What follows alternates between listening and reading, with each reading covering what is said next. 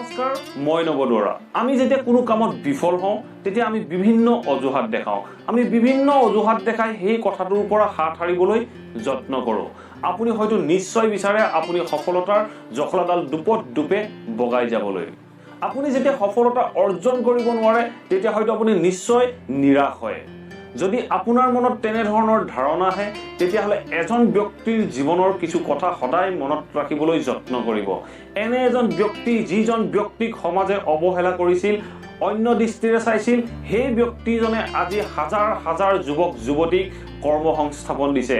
যিজন ব্যক্তি এজন নেত্ৰহীন ব্যক্তিজনে আজি এটা ডাঙৰ কোম্পানী এষ্টাব্লিছ কৰি বিভিন্ন শাৰীৰিকভাৱে অক্ষম যুৱক যুৱতীক সংস্থাপন দিবলৈ সক্ষম হৈছে।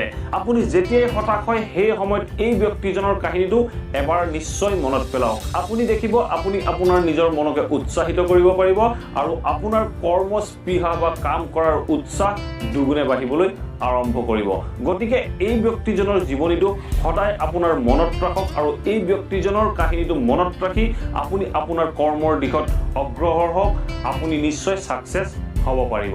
এতিয়া আপোনালোকক কওঁ এই ব্যক্তিজনৰ কাহিনীটো। এই ব্যক্তিজনৰ নাম হ'ল শ্ৰীকান্ত বোলা আৰু তেখেতৰ পিতৃ মাতৃ আছিল এজন সাধাৰণ খেতিয়ক। তেখেতৰ ঘৰ আছিল অন্ধ্ৰপ্ৰদেশৰ সীতাৰাম ডিষ্ট্ৰিক্টত। শ্ৰীকান্ত বোলা জন্মসূত্ৰে এজন নেত্ৰহীন ব্যক্তি আছিল। তেখেতৰ পিতৃ মাতৃয়ে যি সময়ত সন্তান জন্ম হোৱাৰ উৎসৱ পাৰ্বণ মনাব লাগিছিল সেই সময়ত তেখেতৰ পিতৃ মাতৃয়ে চকুলো টুকিছিল। চকুলো টুকাৰ একমাত্ৰ কাৰণ এটাই আছিল, তেখেতসকলৰ এটা ল'ৰা সন্তান জন্ম হৈছিল আৰু সেই ল'ৰা সন্তানটোৰ নেত্ৰ নাছিলে। নেত্ৰহীনভাৱে তেখেতে জন্মগ্ৰহণ কৰিছিলে। জন্মৰ পিছৰ পৰাই শ্ৰীকান্ত বোলাই বিভিন্ন ডিছক্ৰিমিনেশ্যন মানে ভিন্নতাৰ মুখ দেখিব লগা হৈছিল। শ্ৰীকান্ত বোলাৰ জন্মৰ পাছত তেখেতৰ ওচৰ চুবুৰীয়া মানুহবোৰে তেখেতৰ মাক দেউতাকক কৈছিল, মাক দেউতাকৰ বৃদ্ধকালত ল'ৰা সন্তান সদায় সাৰথি হয়। কিন্তু শ্ৰীকান্ত বোলাৰ ক্ষেত্ৰত ওচৰ চুবুৰীয়াই কৈছিল যে শ্ৰীকান্ত বোলাৰ কাৰণে তেখেতৰ মাক দেউতাক সদায় সাৰথি হৈ থাকিব লাগিব। শ্ৰীকান্ত বোলাৰ মাক দেউতাকক ওচৰ চুবুৰীয়াই কৈছিল যে ল'ৰাটোৰ যদি মৃত্যু হয় মৃত্যু হ'বলৈ দে, যদি মৃত্যু নহয় তেতিয়া গোটেই জীৱন তহঁতৰ বাবে এই ল'ৰাটো বোজা হৈ থাকিব। একমাত্ৰ কাৰণ এটাই আছিল, তেখেতৰ নেত্ৰ নাছিল। শ্ৰীকান্ত বোলা যেতিয়া ডাঙৰ হ'বলৈ ধৰিলে তেতিয়া দেউতাকে অনুমান কৰিব পাৰিছিল যে শ্ৰীকান্ত বোলাৰ পঢ়া শুনাৰ প্ৰতি খুব ধাউতি আছিল। গতিকে শ্ৰীকান্ত বোলাক দেউতাকে নি এখন গভৰ্ণমেণ্ট স্কুলত এডমিশ্যন কৰাই দিলে।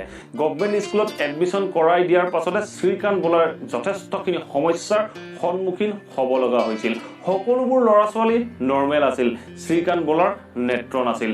গতিকে নৰ্মেল ষ্টুডেণ্টৰ আগত শ্ৰীকান্ত বোলাৰ নিচিনা এজন ফিজিকেলি চেলেঞ্জ ছাত্ৰৰ বাবে যথেষ্ট সমস্যাৰ সন্মুখীন হোৱাটো স্বাভাৱিক আছিল। তেখেতে স্কুলত লগৰ ল'ৰা ছোৱালীৰ লগত বা সমনীয়াৰ লগত খেলা ধূলা কৰিব পৰা নাছিল। গতিকে তেখেতে সেই সময়তে হীনমন্যতাত ভুগিছিল আৰু নিজৰ সমনীয়াসকলেও তেখেতক অন্ধ, তই নাহিবি, তই খেলিব নোৱাৰ, তই আমাৰ লগত নদৌৰিবি, এনেধৰণৰ কথা কৈ তেখেতক হীনমন্যতাত ভুগাইছিল। সেই সময়ত শ্ৰীকান্ত বোলাই পঢ়া শুনাৰ ক্ষেত্ৰত বিশেষ একো অগ্ৰগতি লাভ কৰিব পৰা নাছিল। কিন্তু শ্ৰীকান্ত বোলাৰ মনত আছিল অদম্য হেঁপাহ পঢ়া শুনাৰ ক্ষেত্ৰত।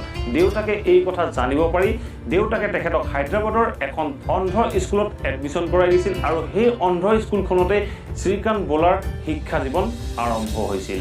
অন্ধ স্কুলত এডমিশ্যন লোৱাৰ পাছতে শ্ৰীকান্ত বোলাই ভাল পাৰফৰ্মেঞ্চ দিবলৈ আৰম্ভ কৰিলে আৰু লাহে লাহে তেখেত ক্লাছৰ ভিতৰত টপাৰ হ'বলৈ আৰম্ভ কৰিলে আৰু অৱশেষত ক্লাছ 10ৰ এক্সাম দিলে। ক্লাছ 10ৰ এক্সামত 90% লৈ তেখেতে পাছ কৰিবলৈ সক্ষম হ'ল। তেখেতে যিখন স্কুললৈকে এডমিশ্যনৰ বাবে গৈছিল সেইখন স্কুলে তেখেতক কৈছিল, তুমি অন্ধ ল'ৰা, তুমি ছায়েন্সত পঢ়িব নোৱাৰিবা, গতিকে তুমি আৰ্টছতে পঢ়িব লাগিব আৰু আৰ্টছতে তোমাৰ শিক্ষা জীৱন আৰম্ভ কৰিব লাগিব। শ্ৰীকান্ত বোলাই ভাবিছিল যে তেখেতে ছায়েন্সতে পঢ়িব।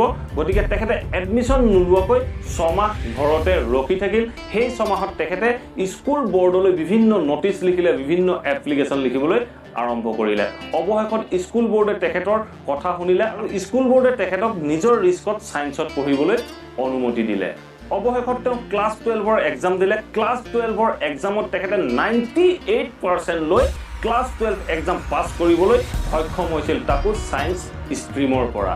ক্লাছ 12 পাছ কৰাৰ পিছত শ্ৰীকান্ত বলাই ভাবিছিল তেখেতে IITত এডমিশ্যন ল'ব তেখেতে IIT এক্সামৰ বাবে প্ৰিপাৰেচন কৰিবলৈ ধৰিলে IIT এক্সামৰ বাবে ফৰ্ম ফিলআপ কৰিলে কিন্তু তেখেতৰ বাবে কলিং লেটাৰ নাহিলে বা এক্সামৰ এডমিট নাহিলে তেখেতক কোৱা হ'ল যে আপুনি এজন অন্ধ ব্যক্তিক কেতিয়াও IIT পঢ়িবলৈ দিয়া নহয় তেখেতে ইখনৰ পিছত ইখনকৈ বহুকেইখন কলেজৰ লগত সংযোগ স্থাপন কৰিলে কিন্তু তেখেতক কোনো কলেজে এডমিশ্যন কৰাই নিদিলে অৱশেষত তেখেতে ইণ্টাৰনেটত চাৰ্চ কৰি আমেৰিকাৰ টপ 4খন কলেজৰ বাবে এপ্লিকেশ্যন কৰিলে আৰু আমেৰিকাৰ MIT কলেজ এপ্লিকেশ্যন গ্ৰহণ কৰিলে আৰু USAৰ MIT কলেজৰ পৰা তেখেতে গ্ৰেজুৱেশ্যন কমপ্লিট কৰিলে USAৰ MIT কলেজ হিষ্ট্ৰীত শ্ৰীকান্ত বলা বিশ্বৰ প্ৰথমজন অন্ধ ব্যক্তি যিজনে MIT কলেজৰ পৰা গ্ৰেজুৱেশ্যন কমপ্লিট কৰিছে USA MIT কলেজৰ পৰা গ্ৰেজুৱেশ্যন কমপ্লিট কৰাৰ পিছতে শ্ৰীকান্ত বলাক USA গভৰ্ণমেণ্টে বিভিন্ন জবৰ অফাৰ দিলে কিন্তু শ্ৰীকান্ত বলাই ক'লে যে মই ভাৰতলৈ উভতি গৈ যিসকল শাৰীৰিকভাৱে অক্ষম ব্যক্তি আছে তেখেতসকলৰ বাবে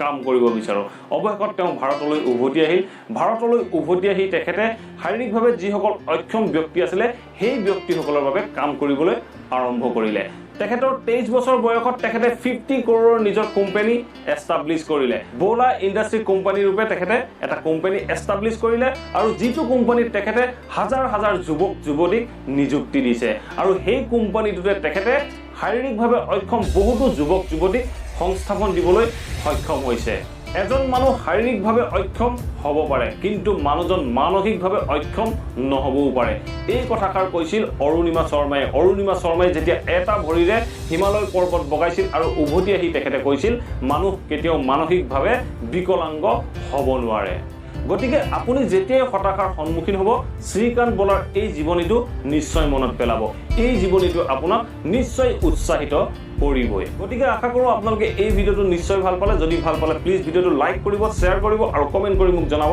আপোনালোকে ভিডিঅ'টো চাই কেনে পালে আৰু যদি চেনেলটো ছাবস্ক্ৰাইব কৰা নাই প্লিজ ছাবস্ক্ৰাইব কৰি লৈ অল নটিফিকেশ্যন অন কৰি ল'ব যাতে মোৰ আপকামিং ভিডিঅ'খিনিৰ নটিফিকেশ্যন আপোনালোকে টাইম মতে পাই থাকে থ্যাংক ইউ ফৰ